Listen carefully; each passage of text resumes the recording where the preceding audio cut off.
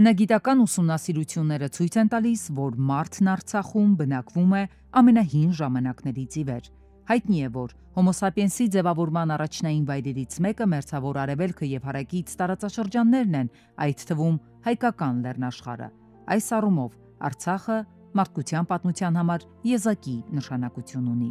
Համաշխարհային պատմությանը հայտնի չէ որևէ տեսակի փաստ, որ հայերից առաջ Արցախը բնակեցված է եղել այլ ազգի ներկայացուցիչներով։ Սա նշանակում է, որ երբ նախամարդը դարձել է մարդ, որը պետք է ունենար ազգություն, հայ է դարձել արցախցի հայ։ Ճիշտ է, խորհրդային իշխանության տարիներին, երբ Արցախի վրա տարածված էր ադրբեջանական տիրապետությունը, Արցախի տարածքը հայ գիտնականների համար արգելված գոտի է եղել, ինչի հետևանքով էլ հնագիտական պատշաճ ուսումնասիրություններ չեն արվել։ Այնուհանդերձ Արցախի տարածքում խորհրդային տարիներին կատարված մասնակի պեղումները, որի հետևանքով վեր են հանվել մշակութային կյանքի զանազան բնագավառների ամենատարբեր նյութեր եւ բնագիտական նույնիսկ ոչ բավարար ուսումնասիրությունները ցույց են տվել, որ հայ մարդն Արցախում ապրել է անհիշելի ժամանակներից ի վեր։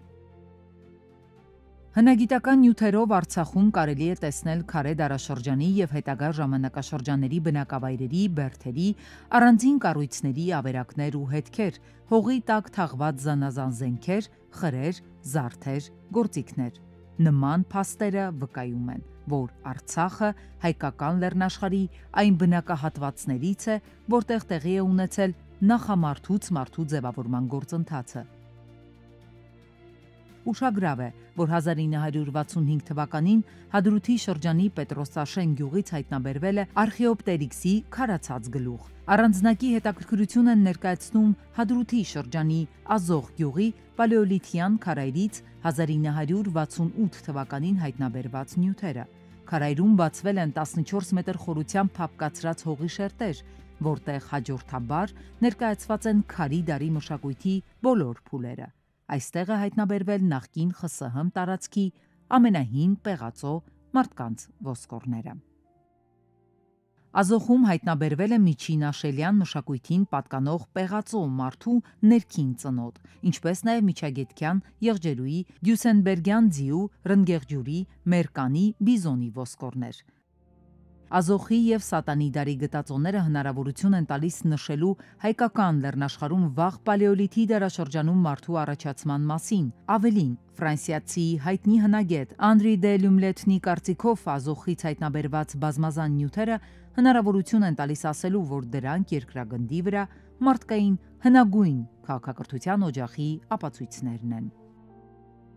Ուշագրավ է, որ Ազոխի քարանձավում գտնված նմուշները ժամանակին տեղափոխվել են Բաքու եւ ներկայացվում են որպես թուրք-ադրբեջանական մշակույթի մաս, ինչը ինչպես խորհրդային տարիներին, այնպես էլ հետո աշխարհում հեղինակություն վայելող մարդաբանների շրջանում միայն ծիծաղ է առաջացնում։ Արցախի տարածքում կան նաև հնադարյան այլ բնակավայր քարանձավներ, որոնց մի մասը հետազոտված չէ առ այսօր։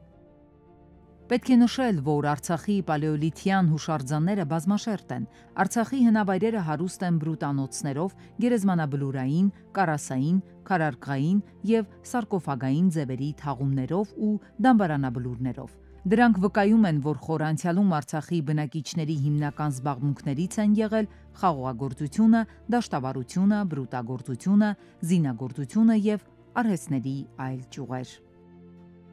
Առաջաձորի եւ Խոջալույի դամբարաններից հայտնաբերված սպառազինության համար նախատեսված առարկաները հետաքրքրություն են տալիս վերականգնելու բրոնզեդարյան ծանր հետևակի ռազմիկների արտաքին տեսքը։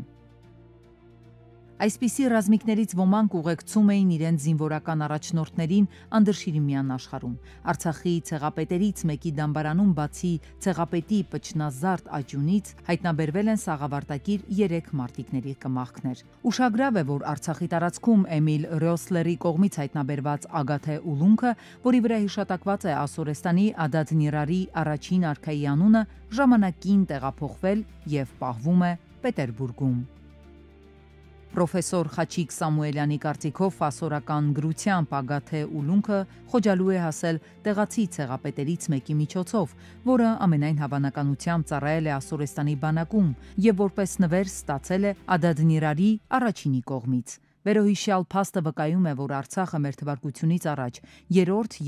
հազարամյակներում ներառված է եղել առաջավոր Ասիայի քաղաքակրթության ոլորտ եւ սերտ առնչություններ է ունեցել դրա օջախներից մեկի Ասորեստանի հետ։ Ակադեմիկոս Բորիս Պիատրովսկու կարծիքով հնագիտական գրականության մեջ ընդունված է համադրել Արցախից, Գետաբեկից, Գանձակից, Սևանալճի ավազանից, ինչպես նաև Հայաստանի հյուսիս-արևելյան հատվածից ձեռք բերված նյութերը։ Ասել կուզի, հնագույն ժամանակներից վերոհիշյալ տարածքները հայկական են, հայերի բնորանն ու հայրենիքը։